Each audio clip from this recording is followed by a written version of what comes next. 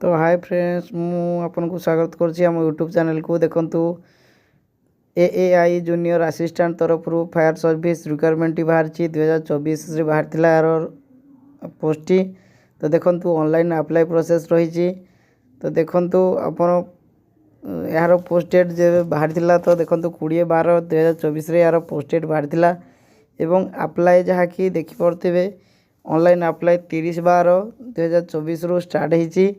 Apply date वर्तमान मध्य apply चली एवं आपण माने देखि परथिबे यार कौन रही क्वालिफिकेशन एवं कौन रही यार ऑनलाइन प्रोसेस से विषय आसतु जानिबा।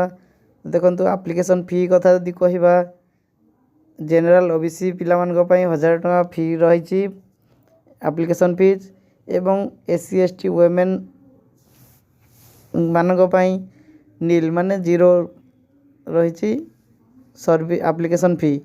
तो देखंतु इम्पोर्टेंट डेट कथा यदि कहबा स्टार्टिंग डेट रोची 30/12/2024 रु ये स्टार्टिंग हो गलानी माने डिसेंबर 2024 रु इटा स्टार्ट हेलानी।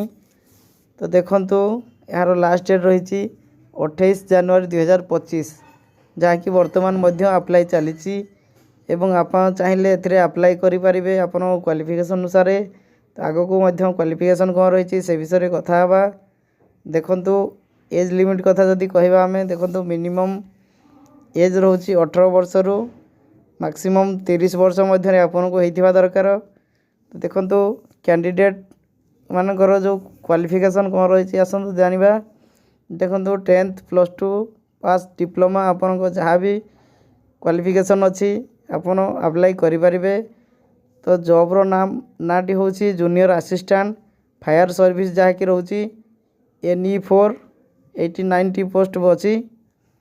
देखंतु मो डिस्क्रिप्शन रे अप्लाई लिंक टी दे देथिबी आपन चाहिए से अप्लाई करि परिबे मध्य एवं नोटिफिकेशन मध्य डाउनलोड करी देखि परिबे।